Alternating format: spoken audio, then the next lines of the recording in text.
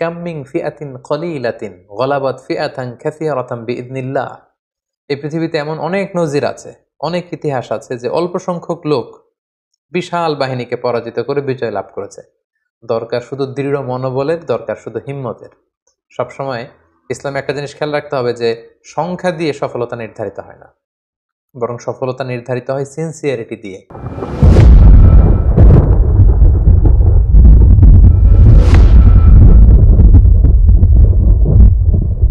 আসসালামু আলাইকুম ওয়া রাহমাতুল্লাহি ওয়া বারাকাতুহু।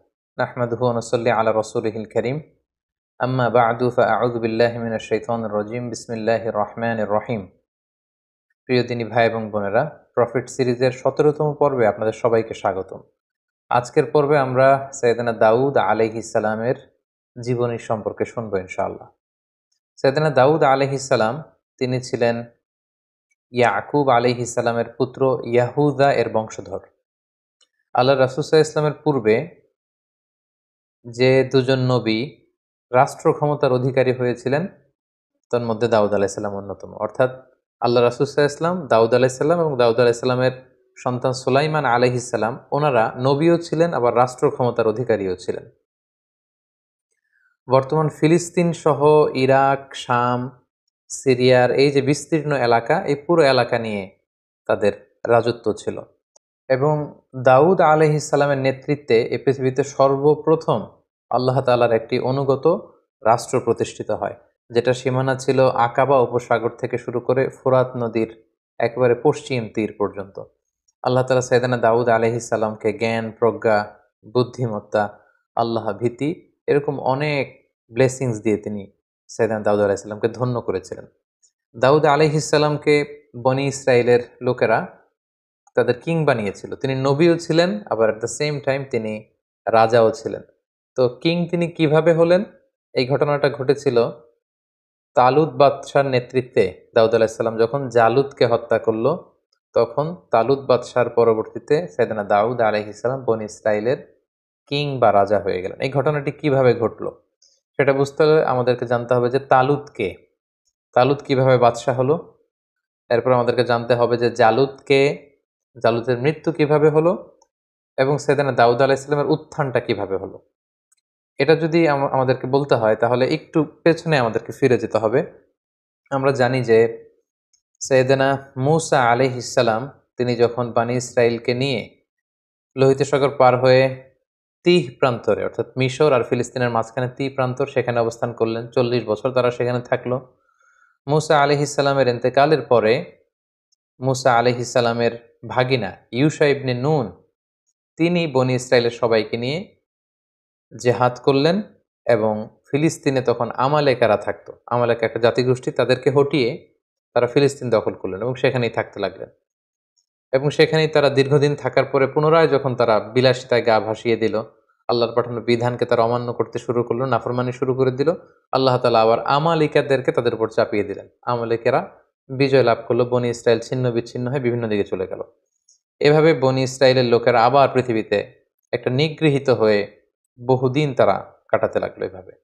এরপর শামুইল আলাইহিস সালাম নামে একজন নবীকে আল্লাহ তাআলা বনি ইসরাইলের কাছে পাঠান। ওনার সময়কালে বনি ইসরাইলের মধ্যে আবার সংগঠিত হওয়ার একটা প্রবণতা তৈরি হয়। তাদের মধ্যে কিছু আল্লাহওয়ালা লোক শামুইল আলাইহিস সালামের কাছে আসলেন। তখন শামুইল আলাইহিস সালাম অত্যন্ত বৃদ্ধ এবং যে বললেন, হে আল্লাহর নবী, আমরা বনি ইসরাইল আমরা আর কতদিন এই পৃথিবীতে নিগৃহীত থাকব? আপনি আল্লাহ তাআলার কাছে বলেন যে তিনি আমাদেরকে যেন আমাদের জন্য একজন রাজা পাঠান, মালিক। কারণ তখন আমালেকা গোত্রের রাজার নাম ছিল জালুত, তারা ছিল মুশরিক, আর বনি ইসরাইলটা ছিল মুমিন। তো তারা বলল, হে আল্লাহর নবী, আপনি একজন রাজা আল্লাহ তাআলাকে বলেন তিনি যেন আমাদের জন্য পাঠান, ওই রাজার নেতৃত্বে, মালিকের নেতৃত্বে আমরা জেহাদ করব। তখন শামুইল আলাইহিস সালাম বললেন, কোরআনে কিন্তু এগুলো বিস্তারিত আল্লাহ তাআলা সূরা বাকারায় 246 নম্বর আয়াত থেকে শুরু করে ধারাবাহিকভাবে 1.5 পৃষ্ঠায় তিনি বর্ণনা করেছেন। আমি শুধু সার সংক্ষেপ আপনাদেরকে শোনাচ্ছি। শামুইল আলাইহিস সালাম বললেন, তোমরা জেহাদের জন্য এত পাগল হয়েছো, আল্লাহ যদি রাজা পাঠায় তখন তো মনে হয় তোমরা জেহাদ করবে না। তারা বলেন কি, আমাদের বাড়িঘর ছিল ফিলিস্তিনে, সেখান থেকে আমরা বিতাড়িত, আমাদের জন্য রাজা পাঠানো হলে জেহাদ করব না? মানে অবশ্যই করব। তখন আল্লাহ তাআলা বনি ইসরাইলের মধ্য থেকে একজন যুবককে রাজা হিসেবে নির্ধারণ করলেন, তার নাম ছিল তালুত। তাহলে এই প্রথম আমরা জানতে পারলাম তালুতকে। তালুত হচ্ছে বনি ইসরায়েলদের মধ্যে থেকে একজন যুবক, আল্লাহ তাআলা তাকে রাজা করে পাঠালেন। কিন্তু বনি ইসরায়েলের লোকদের স্বভাব আমরা সাইয়েদনা মুসা আলাইহিস সালামের পর্বে শুনেছি যে তারা একের পর এক শুধু প্রশ্ন করে, গোয়াট তুমি করে, আল্লাহর বিধানকে লঙ্ঘন করে তারা বলতে আরম্ভ করলো, এই তালুত কেন বাদশাহ হবে? সে তো আমাদের মতো সাধারণ মানুষ, তার না আছে অর্থ সম্পদ, না আছে সামাজিক প্রতিপত্তি, কিচ্ছু নেই। তখন শামুয়েল আলাইহিস সালাম বললেন, না, আল্লাহ তাআলা তাকেই তো রাজা বানিয়ে পাঠিয়েছেন, তাকে আল্লাহ তাআলা দেহে শক্তি দিয়েছেন, তাকে জ্ঞান দিয়েছেন, সেই তোমাদের বাদশাহ হবে। বনী ইসরায়েলের লোকেরা এখানে বাদ সাধলো, তারা বলল, না, আল্লাহ তাআলা যে ওনাকেই আমাদের বাদশাহ বানিয়ে পাঠিয়েছেন তার প্রমাণ কি? আমরা মুআজিজা দেখতে চাই। তখন আল্লাহ তাআলা মুআজিজা হিসেবে তাবুত পাঠালেন। তাবুত হচ্ছে এ উডেন বক্স, কাঠের তৈরি বিশাল একটা বাক্স ছিল, যেখানে মুসা আলাইহিস সালামের যে সেই লাঠি, যে লাঠি ফেলে দিলে এটা সাপ হয়ে যেত, সেই লাঠি সংরক্ষিত ছিল। বাকিয়াতুম মিন আলি মুসা ওয়া আলি হারুন, মুসা আলাইহিস সালামের জামা সংরক্ষিত ছিল, তাওরাতের কিছু ফলক সংরক্ষিত ছিল। এই বাক্স নিয়ে মুসা আলাইহিস সালাম সবসময় যুদ্ধের সময় সামনে রাখতেন। এই বাক্সের কারণে আল্লাহ তাআলা একটা সাকিনা, একটা মার্সি, ব্লেসিংস, একটা কুলনেস বনী ইসরায়েলের মধ্যে তিনি ঢেলে দিতেন, ফলে বনী ইসরায়েলের লোকেরা যুদ্ধের ময়দান থেকে পালাতো না। একই ঘটনা ঘটেছে ইউশা ইবনে নুনের সময়কালে। তিনি যখন জেহাদ করেছিলেন তখন এই বাক্সটাকে সামনে রাখতেন। এই বাক্স সামনে রাখলেই বনী ইসরায়েলরা জিতে যায়, হেরে যায় শত্রুপক্ষ। কিন্তু আমালেকার ওরা যখন জয়লাভ করলো তখন তারা এই বাক্সটাকে ছিনিয়ে নিল, যেটাকে কোরআনে বলা হয়েছে তাবুত, এ উডেন বক্স, এটা কাঠের বাক্স। তখন আল্লাহ তাআলা আমালেকার যেই শহরে, যেই জায়গাতে এই বাক্সটা রাখা হয়েছিল সেখানে মহামারী ছড়িয়ে দিলেন। আমালেকার লোকেরা এই বাক্সকে অন্য শহরে পাঠালো, সেখানেও মহামারী। এই বাক্স যেখানে যায় সেখানে মহামারী। তারা তখন সিদ্ধান্ত নিল, জালুত বাদশাহ সিদ্ধান্ত নিল যে এই বাক্স যেহেতু আমাদের না, এটা বনী ইসরায়েলদের বাক্স, ওদের বাক্স ওদের কাছে পাঠাও।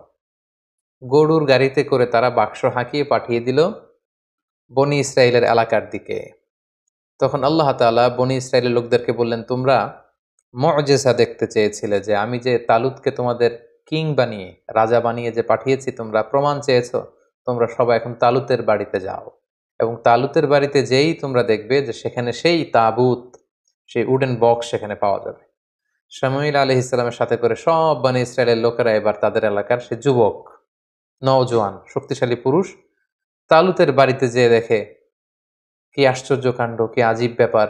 সেই যে ঐতিহ্যবাহী তাদের যে বনী ইসরায়েলের যে তাবুত, উডেন বক্স, যেটার মধ্যে নবী মুসা আলাইহিস সালামের ব্যবহৃত জিনিসপত্র, লাঠি, তাওরাতের ফলক, তাদের কিতাব, মুসা আলাইহিস সালামের জামা কাপড় পাগড়ি, এগুলো তারা এটা দেখে তো আবেগে আপ্লুত হয়ে গেল, এবং তারা এই মুআজিজা দেখে বনী ইসরায়েলের সবাই মেনে নিল যে আল্লাহ তাআলা যেহেতু তালুতকে কিং বানিয়ে পাঠিয়েছেন, আমরা তালুতকেই মেনে নিব। তখন বনী ইসরায়েলের সবাই তালুতকে তাদের সম্রাট বা তাদের কিং হিসেবে মেনে নিল। তাহলে সম্মানিত সুধী, এই পর্যায়ে আমরা বুঝতে পারলাম যে তালুত হচ্ছে বনী ইসরায়েলের কিং, অর্থাৎ বনী ইসরায়েলের তারা তখন মুসলিম ছিল, মুসলিমদের কিং হচ্ছে তালুত। আর তাদের বিপরীতে ফিলিস্তিনে যে জনগোষ্ঠীটা ছিল, মুশরিক একটা জনগোষ্ঠী, তাদের নাম ছিল আমালিকা। এই আমালিকার কিং এর নাম ছিল জালুত। তাহলে আমরা দুইটা ক্যারেক্টার পেলাম, এক হচ্ছে তালুত আর জালুত।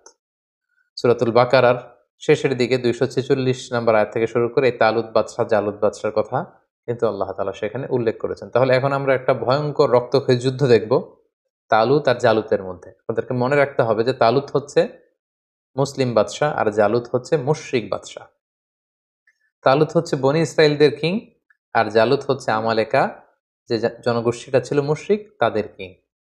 তালুত বাদশাহ তখন বনী ইসরায়েলের মুমিনদেরকে নিয়ে বিশাল বাহিনী নিয়ে, কোনো কোনো তাফসিরে এসেছে প্রায় 80,000 সৈন্য নিয়ে, তিনি তখন জর্ডান রিভার ক্রস করতে আরম্ভ করলেন। যেই জর্ডান রিভারের পশ্চিম দিকে এখন ওয়েস্ট ব্যাংক আছে, পশ্চিম তীর বলা হয়, এবং জর্ডান নদীর পশ্চিম পারে এই এলাকাটি অবস্থিত বলেই এটাকে ওয়েস্ট ব্যাংক বা পশ্চিম তীর, আদ-দিফা আল-গারবিয়া হিসেবে এটাকে নামকরণ করা হয়েছে। তো জর্ডান রিভার যখন তারা ক্রস করে শত্রু এলাকার দিকে যাচ্ছিলেন, তখন তালুত বাদশাহ বললেন, তোমাদের জন্য আমার ঘোষণা হলো, কেউ এই জর্ডান নদীর পানি পান করতে পারবে না, যতই তৃষ্ণার্ত হয়, এখান থেকে পানি পান করলেই কিন্তু তোমরা যুদ্ধের ময়দানে হেরে যাবে। তবে তৃষ্ণার কারণে, আউট অফ থার্স্টি, তোমরা যদি তৃষ্ণার্ত হও তাহলে 1 অঞ্জলি বা 2 অঞ্জলি হয়তো তোমরা খেতে পারো, কিন্তু ঘট ঘট করে বালতির পর বালতি, জগের পর জগ কিন্তু পানি সংরক্ষণ করা যাবে না, খাওয়া যাবে না। কিন্তু ওনার সাথে থাকা হাজার হাজার সৈন্য ফিতনায় পড়ে গেল, পরীক্ষায় পড়ে গেল। প্রচন্ড গরমে তাপ দাহে তৃষ্ণায় ওরা পানি খেতে শুরু করলো, ফলে কেউই আর ওই পারে যেতে পারল না, অল্প কয়েক হাজার সৈন্য ছাড়া। এবার এই অল্প কয়েক হাজার সৈন্য নিয়েই মুসলিম বাদশাহ তালুত তিনি দাঁড়ালেন। তার বিপরীতে আমালেকার হাজার হাজার সৈন্যদের সামনে জালুত বাদশাহ দাঁড়িয়ে আছে হাতির উপর। এবার মুশরিকদের এই বিশাল ব্যাটালিয়ন দেখে মুসলিম বাদশাহ তালুতের যে কয়েক হাজার সৈনিক যারা জর্ডান নদী ক্রস করে আসতে পেরেছে, তারা বলতে আরম্ভ করলো, এত বিশাল বাহিনীর সামনে আমরা কি করে যুদ্ধ করব? তখন তালুত বললেন যে সংখ্যা দিয়ে মুমিনদের সফলতা নির্ধারিত হয় না, বরং কামিং ফিআতিন কলিলাতিন গলাবাত ফিআতান কাসীরাতান বিইذনিল্লাহ। এই পৃথিবীতে কত অল্প সংখ্যক লোক আছে যারা বিশাল সংখ্যক লোককে হারিয়ে বিজয়ের পতাকা তারা হাতে ধরেছে। তোমাদের যদি হিম্মত থাকে, যদি মনোবল থাকে, তোমরা অবশ্যই জয়লাভ করবে। সেখানেও অনেক লোক যুদ্ধে অংশগ্রহণ করতে পারলো না। কোনো কোনো ঐতিহাসিকগণ বলেন যে মাত্র ৩১৩ জন সৈন্য নিয়ে তালুত বাদশাহ আল্লাহর নামে জালুত বাদশার দিকে ছুটতে আরম্ভ করলেন, এবং সেই মুহূর্তে তিনি ঘোষণা দিয়েছিলেন যে মুশরিকদের রাজা জালুতকে যে হত্যা করবে সেই আমার পরে বনী ইসরায়েলের কিং হবে, এবং আমার মেয়েকে আমি তার সাথে বিবাহ দিব। সাইয়েদনা দাউদ আলাইহিস সালামের বাবা ছিল তালুত বাদশার একজন সেনাপতি, এবং দাউদ আলাইহিস সালামের বাবা তার 10 ছেলে, কোনো বর্ণনায় 11 ছেলেকে নিয়ে যুদ্ধে এসেছিল। এর মধ্যে সবচেয়ে তরুণ যুবক ছিল দাউদ আলাইহিস সালাম। তিনি আল্লাহর নামে, কোনো কোনো বর্ণনায় এসেছে ইসরায়েলি বর্ণনায় যে তিনি আল্লাহর নামে তীর মেরেছিলেন, কোনো কোনো বর্ণনায় এসেছে পাথর নিক্ষেপ করেছিলেন। ওনার সেই তীর অথবা পাথর জালুত বাদশার কপালের মধ্যে লেগে জালুত বাদশাহ ছিটকে পড়ল হাতির উপর থেকে, এবং মুশরিকদের শিবিরে একটা ভীত সন্ত্রস্ত পরিস্থিতি তৈরি হলো, এবং তালুত বাদশাহ যে কয়েকজন সৈনিক সাথে ছিল তারা হামলে পড়ল, এবং জালুত নিহত হওয়ার মধ্য দিয়ে মুসলিমরা সেখানে জয়লাভ করলো, তালুত বাদশাহ জয়লাভ করলো। ফাকাতালা দাউদু জালুতা, সরাসরি আল্লাহ তাআলা কোরআনে উল্লেখ করেছেন যে দাউদ নিজে আলাইহিস সালাম নিজে তিনি জালুত বাদশাহকে কিন্তু সেই যুদ্ধে হত্যা করেছেন বা পরাজিত করেছেন। এবং যেহেতু এই যুদ্ধে আমালেকারা পরবর্তীতে পরাজিত হলো, তালুত বাদশাহ জয়লাভ করলেন, এবং তালুত বাদশার যুদ্ধের আগের ঘোষণা অনুযায়ী তিনি তার মেয়েকে দাউদ আলাইহিস সালামের সাথে বিবাহ দিলেন, এবং ওনার পরবর্তীতে কিং হিসেবে দাউদ আলাইহিস সালাম নির্বাচিত হলেন। যেহেতু জালুত বাদশাকে তিনি হত্যা করেছেন, ফলে বনী ইসরায়েলের সবাই যখন এই ঘটনা শুনতে পারলো, তখন দাউদ আলাইহিস সালামের জয় জয়কার। তিনি এক অবিসংবাদিত নেতা হিসেবে বনী ইসরায়েলদের মধ্যে আবির্ভূত হলেন। সম্মানিত সুধী, এই ছিল জালুত বাদশার পরাজয়, তালুত বাদশাহ কিভাবে নির্ধারিত হলেন, এবং তালুত বাদশার সৈনিক হিসেবে দাউদ আলাইহিস সালাম কিভাবে বীর দর্পে সাহসিকতার সাথে জালুত বাদশাকে পরাজিত করে বিজয়ের পতাকা তিনি হাতে নিয়েছিলেন। সম্মানিত সুধী, ঠিক এভাবেই সাইয়েদুনা দাউদ আলাইহিস সালামের উত্থান ঘটেছিল, এবং তিনি সম্মুখ যুদ্ধে সরাসরি জালুতকে পরাজিত করে তিনি ওনার সামরিক শক্তি তিনি প্রকাশ করেছিলেন, এবং বনী ইসরায়েলদের মধ্যে তিনি প্রশংসিত হয়েছিলেন। তালুত বাদশার পরে সাইয়েদনা দাউদ আলাইহিস সালাম যখন বনী ইসরায়েলের কিং বা রাজা হিসেবে তিনি দায়িত্ব গ্রহণ করলেন, তিনি রাজত্ব পেয়ে, কিংডম পেয়েও তিনি সবসময় সাদাসিধে জীবনযাপন করেছেন। এই বুখারী মুসলিমের হাদিস থেকে আমরা জানি যে তিনি দিনের বেলা রোজা রাখতেন, রাতে তাহাজ্জুদ পড়তেন, এবং খুবই সিম্পল লাইফ তিনি লিড করতেন। ওনার ব্যাপারে আল্লাহ তাআলা কোরআনের বিভিন্ন সূরাতে বিভিন্ন আয়াতে উল্লেখ করেছেন। আল্লাহ তাআলা বলছেন, ওয়াযকুর আবদানা দাউদা যাল আইদি ইন্নাহু আওয়াব। সূরাতুস সাদে আল্লাহ তাআলা বলছেন যে হে নবী, আপনি দাউদের কথা কোরআনে উল্লেখ করুন, সে ছিল যাল আইদ, শক্তিশালী, আল্লাহর আইন বাস্তবায়নে শক্তিশালী ছিল। ইন্নাহু আওয়াব, তিনি আল্লাহমুখী ছিলেন, সবসময় আল্লাহমুখী থাকতেন। সূরাতুন নামলের 15 নম্বর আয়াতে আল্লাহ তাআলা বলেন, ওয়ালাকাদ আতাইনা দাউদা ওয়া সুলাইমানা ইলমা, আমি আমার নবী দাউদকে এবং সুলাইমানকে উভয়কে জ্ঞান দিয়েছি। I placed them with knowledge. সূরা সাবার 10 নম্বর আয়াতে আল্লাহ তাআলা বলেন, ওয়ালাকাদ আতাইনা দাউদা মিন্না ফাদলা, আমি দাউদকে আমার পক্ষ থেকে বিশেষ অনুগ্রহ আমি দান করেছি। সূরাতুস সাদের 20 নম্বর আয়াতে আল্লাহ তাআলা বলেন, ওয়া শাদাদানা মুলকা, আমি দাউদের কিংডম সালতানাতকে মজবুত করেছি। ওয়া আতাইনাহুল হিকমা, আমি তাকে উইজডম দিয়েছি, প্রজ্ঞা দিয়েছি। ওয়া ফাসলাল খিতাব, আর তাকে আমি বিচার কার্যের ফায়সালা কি করে দিতে হয় সেই জ্ঞান আমি দান করেছি। সূরাতুস সদের ২৬ নম্বর আয়াতে আল্লাহ তাআলা ইরশাদ করছেন, ইয়া দাউদ ইন্না জাআলনাকা খলিফাতান ফিল আরদ। হে দাউদ, আমি আমার বিশেষ অনুগ্রহে তোমাকে এই জামিনের খলিফা বানিয়েছি। তুমি হচ্ছে এই পৃথিবীর খলিফা। খলিফাতুল্লাহ ফিল আরদ, পৃথিবীতে আল্লাহর খলিফা। ফাহকুম বাইনান নাস বিল হক, মানুষের মাঝে সত্য সহকারে যথাযথভাবে তুমি বিচার কার্যের ফয়সালা করো। ওয়ালা তাত্তাবিউল হাওয়া, হে দাউদ তুমি প্রবৃত্তির অনুসরণ করো না।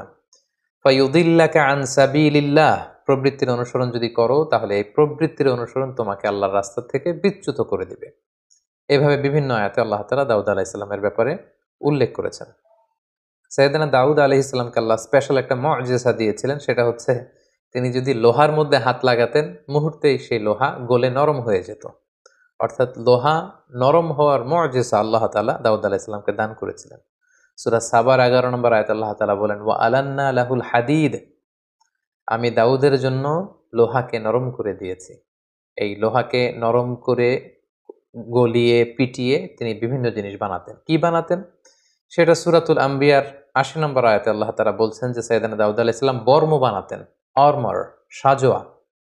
যুদ্ধের ক্ষেত্রে যুদ্ধের আক্রমণ থেকে, অ্যাটাক থেকে বাঁচার জন্য যোদ্ধারা যে যুদ্ধস্ত্রাণ পরে, লোহার তৈরি শেকলের বুনন দিয়ে তৈরি যে আর্মর পরে, সাজোয়া পরে, তিনি সেটা বানাতে পারতেন। আল্লাহ তাআলা বলছেন, ওয়া আল্লামনাহু সনাআতা লাবুসিল লাকুম, আমি দাউদকে কি করে যুদ্ধের পোশাক বর্ম বানাতে হয় সেটা শিখিয়েছি। লিতুহসিনাকুম মিন বাসিকুম, যাতে করে এই বর্ম পরার কারণে যুদ্ধের ময়দানে আঘাত থেকে তোমরা বাঁচতে পারো।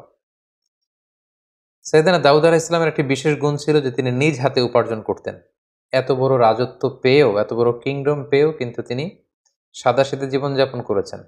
সহিহ বুখারীর 2072 নম্বর হাদিসে আল্লাহ রাসূল সাল্লাল্লাহু আলাইহি ওয়াসাল্লাম বলেন, ওয়া ইন্না নাবিয়াল্লাহি দাউদ আলাইহিস সালাম কানা ইয়াকুলু মিন আমালি ইয়াদিহি, আল্লাহ নবী দাউদ আলাইহিস সালাম নিজ হাতে উপার্জিত অর্থ থেকে জীবন ধারণ করতেন। ভেরি সিম্পল লাইফ লিডিং তিনি করতেন। সবচেয়ে মজার ব্যাপার হচ্ছে নবীদের মধ্যে সবচাইতে সুরেলা কণ্ঠের অধিকারী কিন্তু ছিলেন সাইয়েদনা দাউদ আলাইহিস সালাম। উনি যখন, ওনার উপর কিন্তু নাজিল হয়েছিল 4টা যে মেজর মৌলিক আসমানি কিতাব, জাবুর কিতাবটি আল্লাহ তাআলা দাউদ আলাইহিস সালামের প্রতি নাজিল করেছেন, এবং তিনি যখন আকাবা উপসাগরের তীরে বসে জাবুর কিতাব তেলাওয়াত করতেন, আকাশের পাখিগুলো ড্রপ করে নিচে নেমে যেত, তার চারদিকে প্যারেড করতে থাকতো, ঘেরাও দিয়ে থাকতো। সাগরের মাছগুলো সাগর ছেড়ে দিয়ে কিনারায় চলে আসতো। ওনার তাসবির সাথে সাথে পাহাড়গুলো, পাখিগুলো সবকিছু তাসবিহ পড়তে থাকতো। সুবহানাল্লাহি বিহামদি। আল্লাহ তাআলা সূরা নিসার 163 নম্বর আয়াতে বলছেন, ওয়া আতাইনা দাউদা জাবুরা, আমি দাউদকে জাবুর কিতাব দান করেছি। সূরাতুল আম্বিয়ার ৭৯ নম্বর আয়াতে আল্লাহ তাআলা বলেন, ওয়া সাখখারনা মা দাউদ আল জিবাল ইউসাব্বিহনা ওয়াত তাইর, আমি পাহাড়কে দাউদের জন্য বশীভূত করেছি। সে যখন তাসবিহ পড়তো, জাবুর পড়তো, পাহাড়ও পড়তো, পাখিরাও তাসবিহ পড়তো। সূরা সদের 18 এবং 19 নম্বর আয়াতে আল্লাহ তাআলা বলেন, ইন্না সাখখারনাল জিবালা মাআহু ইউসাব্বিহনা বিল আশি ওয়াল ইশরাক, পাহাড়কে আমি দাউদের জন্য বশীভূত করেছি। সকাল সন্ধ্যা সে যখন তেলাওয়াত করতো, পাহাড়ও তাসবিহ পড়তো। ওয়াত তাইরা মাহশুরা, পাখিগুলো এসে ওনার চারদিকে ভিড় জমাতো। কুল্লুল্লাহু আওয়াব, সবকিছু আল্লাহ তাআলার তাসবিহ পড়তো। এবং দাউদ আলাইহিস সালামের কণ্ঠ যে অত্যন্ত সুন্দর ছিল, মেলোডিয়াস ভয়েস ছিল, এটা বিশ্বনবী সাল্লাল্লাহু আলাইহি ওয়াসাল্লাম উল্লেখ করেছেন। সহিহ মুসলিমের 793 নম্বর হাদিসে একটি ঘটনা এসেছে যে আবু মুসা আল আশআরী রাদিয়াল্লাহু তাআলা আনহু সাহাবাদের মধ্যে খুব সুরেলা কণ্ঠের অধিকারী ছিলেন। তো উনি একবার রাতে ঘরে বসে কোরআন তেলাওয়াত করছেন, আল্লাহ রাসূল সাল্লাল্লাহু আলাইহি ওয়াসাল্লাম ওনার ঘরের পাশ দিয়ে যাচ্ছিলেন। তিনি হঠাৎ দাঁড়িয়ে দীর্ঘ সময় কোরআন তেলাওয়াত শুনলেন। তারপর দিন ফজরের পরে তিনি আবু মুসা আল আশআরী রাদিয়াল্লাহু তাআলা আনহুকে বললেন, হ্যাঁ আবু মুসা, তুমি কি জানো গত রাতে আমি তোমার ঘরের পাশে দাঁড়িয়ে তোমার কণ্ঠের কোরআন তেলাওয়াত শুনেছি। ইয়া আবা মুসা লাকাদ উতিতা মিজমারান মিন মাজামিরি আলি দাউদ, দাউদ আলাইহিস সালামের বংশে বা দাউদ আলাইহিস সালামের কণ্ঠে আল্লাহ যে সুরের ঝংকার দিয়েছেন, এই উম্মতের মধ্যে তোমার কণ্ঠে আল্লাহ তাআলা সেই সুরের ঝংকার ঢেলে দিয়েছে। সুবহানাল্লাহি বিহামদি। সহিহ মুসলিমের হাদিস থেকে বোঝা যায় যে দাউদ আলাইহিস সালামের কণ্ঠ যে অসাধারণ ছিল, এটা রাসূল সাল্লাল্লাহু আলাইহি ওয়াসাল্লাম স্বীকৃতি দিয়েছেন। আল্লাহর নবী সাইয়েদনা দাউদ আলাইহিস সালাম তিনি আকাবা উপসাগরের তীরে বসে ওনার উপর নাজিল হওয়া জাবুর কিতাব তিনি শনিবারে তেলাওয়াত করতেন। এবং আমরা জানি শনিবারটি হচ্ছে ইহুদিদের কাছে অত্যন্ত পবিত্র দিন। এজন্য সাইয়েদনা দাউদ আলাইহিসসালাম যখন শনিবারে জাবুর কিতাব তেলাওয়াত করতেন আকাবা উপসাগরের তীরে বসে, সাগরের মাছগুলো তখন এই তেলাওয়াত শুনবার জন্য তীরে চলে আসতো, সাগর ছেড়ে দিয়ে ডাঙ্গার কাছাকাছি চলে আসতো। এজন্য আল্লাহ তাআলা সে এলাকাতে ঘোষণা দিলেন যে শনিবারে মাছ ধরা নিষেধ, শনিবারে কেউ মাছ ধরতে পারবে না। সপ্তাহের বাকি 6টি দিন তোমরা মাছ শিকার করতে পারবে, কিন্তু শনিবারে কেউ মাছ শিকার করতে পারবে না। দাউদ আলাইহিসসালামের কওমের লোকেরা তারা কৌশল করলো, তারা শনিবারে কেউই মাছ ধরতো না, বরং মাছগুলো যখন আসতো তারা সাগরের মধ্যে বেড়ি দিয়ে রাখতো, বাঁধ দিয়ে রাখতো, যাতে করে মাছগুলো আবার ফিরে যেতে না পারে। তারা রবিবারে যে সে মাছগুলো ধরতো। সবাই বলতে আরম্ভ করলো, কেন এই মাছগুলো ধরছো? তারা তখন উত্তরে বলতো, কৌশল করে বলতো যে আল্লাহ তাআলা তো শনিবারে মাছ ধরা নিষেধ করেছেন, আমরা তো শনিবারে ধরছি না, আমরা মাছ ধরছি রবিবারে। তাদের এই কৌশলের কারণে আল্লাহ তাআলা তাদের প্রতি রাগান্বিত হয়ে ঘোষণা দিলেন, খুনু কিরাদাতান খাসিইন, তোমরা আমার এই বিধান, আমার এই নির্দেশনা, আমার এই আদেশকে লঙ্ঘন করার কারণে অভিশপ্ত বানর হয়ে যাও। ফলে তারা বানর হয়ে গেল। তার মানে দাউদ আলাইহিসসালামের কওমের মধ্যে থেকে যারা আল্লাহ তাআলার এই বিধানটি অমান্য করেছিল তাদেরকে কিন্তু আল্লাহ তাআলা অভিশপ্ত বানরে রূপান্তরিত করেছিলেন। আল্লাহর নবী দাউদ আলাইহিসসালাম তিনি একদিন অন্তর অন্তর সিয়াম পালন করতেন, যেটি সুনানে নাসাইর 2388 নম্বর হাদিসে উল্লেখ রয়েছে। আল্লাহ রাসূল সাল্লাল্লাহু আলাইহি ওয়াসাল্লাম বলেছেন যে আফদলুস সিয়াম সিয়ামু দাউদ, রোজার মধ্যে পৃথিবীতে শ্রেষ্ঠ রোজা হচ্ছে দাউদ নবীর রোজা। কারণ কানা ইয়াসুম ইয়াওমান ওয়া ইউফতিরু ইয়াওমান, তিনি একদিন রোজা রাখতেন, তারপর দিন রাখতেন না, এরপরের দিন আবার রাখতেন, তারপরের দিন আবার রাখতেন না। সুবহানাল্লাহ, তিনি এভাবে সারা জীবন একদিন অন্তর অন্তর রোজা রেখেছেন।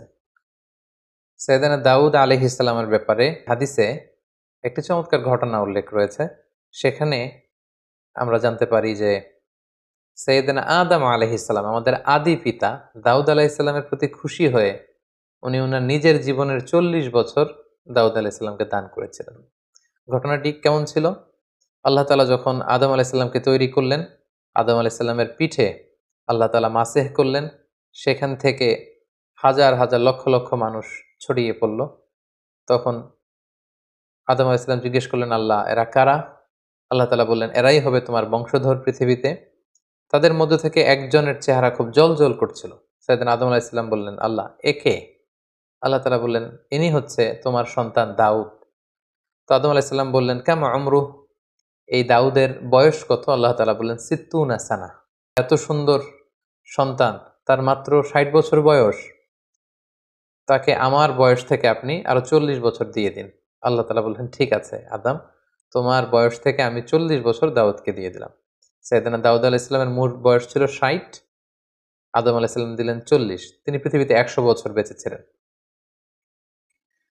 তো সাইয়েদনা আদম আলাইহিসসালাম যেহেতু 40 বছর তিনি দান করে দিয়েছেন, ওনার যে মৃত্যু নির্ধারিত সময় তার ঠিক 40 বছর আগে মালাকুল মাউত, মৃত্যুর ফেরেশতা, যাকে আমরা আজরাইল আলাইহিসসালাম বলি, উনি চলে এসেছেন। এসে বললেন যে, হে আদম আলাইহিসসালাম, আপনার মৃত্যুর সময় হয়েছে, আমি আপনার রূহ কবজ করতে এসেছি। আদম আলাইহিসসালাম বললেন, না তো, আল্লাহ তাআলা তো আমাকে বলেছেন যে আমি 1000 বছর বেঁচে থাকবো, এখনো তো আমার 40 বছর বাকি।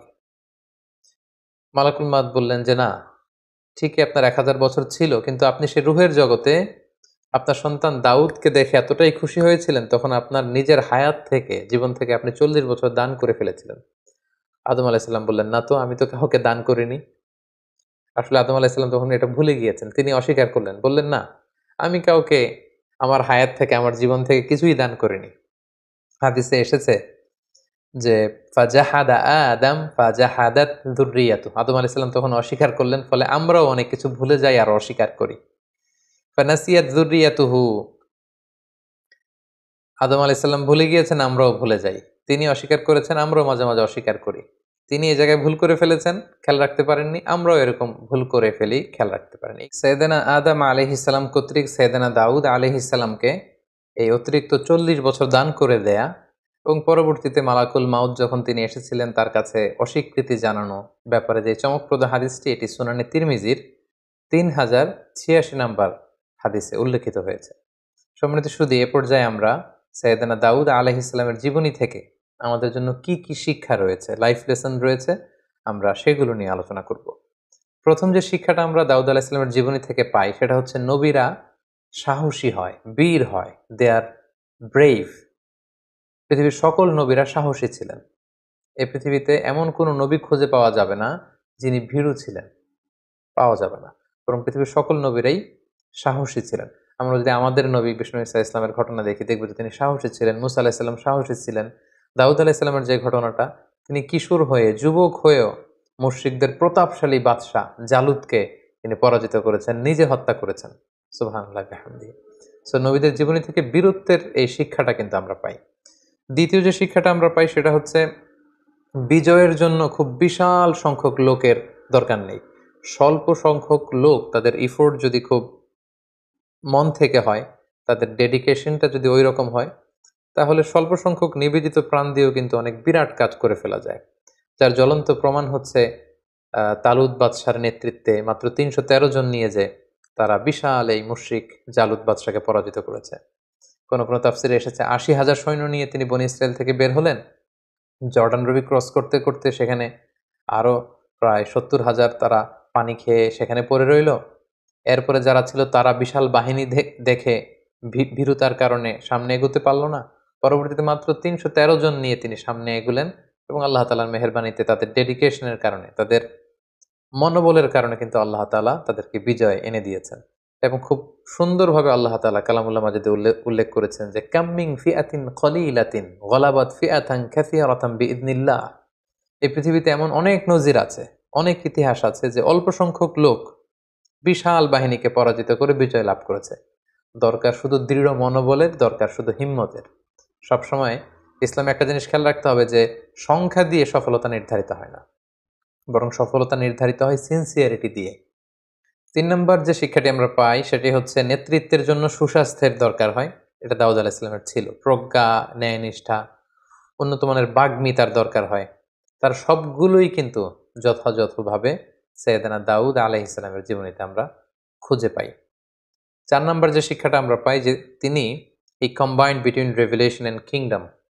আমরা বলেছি পৃথিবীতে সর্বপ্রথম ওনার সময়ই একটি আল্লাহ তাআলার বিধান সম্বলিত একটি রাষ্ট্র তিনি প্রতিষ্ঠা করেছিলেন, যেখানে আল্লাহর বিধান দিয়ে বিচার করা হতো, আল্লাহর আইন দিয়ে ফায়সালা দেয়া হতো, যেখানে আল্লাহ তাআলার বাণী দিয়ে তিনি খলিফাতুল্লাহ ফিল আরদ হিসেবে, তিনি আল্লাহর খলিফা হিসেবে পৃথিবীতে তিনি বিচার কার্যের ফায়সালা দিয়েছেন। অর্থাৎ একদিকে তিনি আল্লাহর কাছ থেকে রেভেলেশন রিসিভ করতেন, ওহী, আবার একদিকে তিনি কিংডম অর্থাৎ রাজত্বের দায়িত্ব, দায়ভার কিন্তু তিনি পালন করতেন। তাহলে দুইটা তিনি কম্বাইন করেছেন, তিনি নবীও ছিলেন আবার রাজাও ছিলেন। তার মানে বোঝা যায় ধার্মিকতা এটা দেশ পরিচালনার জন্য, এটা নেতৃত্বের জন্য, এটা সোশ্যাল লিডারশিপ, এটা পলিটিক্যাল লিডারশিপের ক্ষেত্রে কোনো বাধা নয়, বরং নবীরাই কিন্তু সে নমুনা আমাদের জন্য দেখিয়ে গিয়েছেন। ৫ নাম্বার যে শিক্ষাটি আমরা পাই সেটা হচ্ছে স্পিরিচুয়ালিটি। আপনি যত ধনী হন না কেন, আপনি যত বড় হন না কেন, আপনার আত্মার খোরাকের জন্য কিন্তু আপনার আধ্যাত্মিকতার দরকার আছে। সাইয়েদনা দাউদ আলাইহিস সালাম তিনি রাজপ্রাসাদে থাকতেন, কিন্তু রাতের বেলা তাহাজ্জুদ পড়তে ভুলে যেতেন না। তিনি রাজত্ব পরিচালনা করতেন, তিনি একদিন অন্তর অন্তর রোজা রাখতে ভুলে যেতেন না। তো এই স্পিরিচুয়ালিটির শিক্ষা কিন্তু আমরা সাইয়েদনা দাউদ আলাইহিস সালামের কাছে পাই। অর্থাৎ আমরা যত ধনী হই না কেন, যত বড় পজিশন হোল্ড করি না কেন, আমাদের আধ্যাত্মিক উন্নয়ন কিন্তু আমাদেরকে সুখের সন্ধান দিবে, প্রশান্তির সন্ধান দিবে। ৬ নম্বর যেই ব্যাপারটি আমরা শিখতে পারি সেটা হচ্ছে মেলোডিয়াস ভয়েস। এটা আল্লাহ তাআলার পক্ষ থেকে একটি বড় ব্লেসিং। চমৎকার সুরেলা গলা, সুন্দর কণ্ঠ, এটা কিন্তু আল্লাহ তাআলা সবাইকে দেন না। এ ব্যাপারে সাইয়েদনা দাউদ আলাইহিস সালাম ছিলেন নবীদের মধ্যে স্পেশাল, ইউনিক। ওনার কণ্ঠের মতো কারো কণ্ঠ ছিল না। উনি তেলাওয়াত করলে পাখি চলে আসতো, মাছ চলে আসতো, পশুরা চলে আসতো, পাহাড় তাসবিহ পড়তে থাকতো। সো যাদেরকে আল্লাহ তাআলা এই চমৎকার কণ্ঠ দিয়ে ধন্য করেছেন, তারা যেন এই কণ্ঠটাকে ইসলামের পক্ষে কাজে লাগায়। আমরা যেন আমাদের কণ্ঠটাকে, সুরেলা কণ্ঠকে ইসলামের পক্ষে কোরআন তেলাওয়াত করে, সুন্দর নাশিদ পরিবেশন করে, ইসলামের পক্ষে, মানবতার কল্যাণে যেন আমরা আমাদের এই মেলোডিয়াস ভয়েসকে কাজে লাগাতে পারি। সবশেষে ৭ নম্বর যে শিক্ষাটি আমরা পাই সেটা হচ্ছে, নিজ হাতে উপার্জিত অর্থের চেয়ে শ্রেষ্ঠ অর্থ আর হয় না। এটা সহিহ বুখারীতে আল্লাহ রাসূল সাল্লাল্লাহু আলাইহি ওয়াসাল্লাম বলেছেন, এবং তিনি বলেছেন আল্লাহর নবী দাউদ আলাইহিস সালাম নিজ হাতে উপার্জিত অর্থ তিনি ভক্ষণ করতেন। তিনি নবী হয়েও, তিনি রাজা হয়েও, তিনি এত বিশাল সাম্রাজ্যের প্রতাপশালী একজন অধিপতি হয়েও তিনি নিজ হাতে উপার্জিত অর্থ থেকে জীবন ধারণ করতেন। এটা থেকে প্রমাণিত হয় যে নবীরা হার্ড ওয়ার্কিং ছিলেন। কারণ আল্লাহ রাসূল সাল্লাল্লাহু আলাইহি সাল্লাম ইরশাদ করেছেন, মা বাআসাল্লাহু নাবিয়্যান ইল্লা রাআল গানাম, এই পৃথিবীতে আল্লাহ এমন কোন নবী পাঠাননি যারা ছাগল চড়ায়নি। সো সব নবীরা ওনারা পরিশ্রমী ছিলেন, হার্ড ওয়ার্কিং ছিলেন। পরিশ্রম করলে যে লোনা পানি দেহ থেকে বের হয়, সেই লোনা পানিতে জন্ম নেয় সফলতার বীজ। এটাই হচ্ছে নবীদের পয়গাম, এটাই হচ্ছে নবীদের স্লোগান। তাই পরিশ্রমে লজ্জা নেই, কাজে লজ্জা নেই, লজ্জা হচ্ছে অলসতায়। এই বিষয়গুলো কিন্তু আমরা সাইয়েদনা দাউদ আলাইহিস সালামের জীবনী থেকে শিখতে পারি। আল্লাহ তাআলা আমাদের সবাইকে কথাগুলো বুঝার ও সে অনুযায়ী আমল করবার তৌফিক দান করুক। হাযা মা ইনদি ওয়াল ইলমু ইনদাল্লাহ আলাইহি তাওয়াক্কালতু ওয়া ইলাইহি উনীব। ওয়াসসালামু আলাইকুম ওয়া রাহমাতুল্লাহি ওয়া বারাকাতুহু।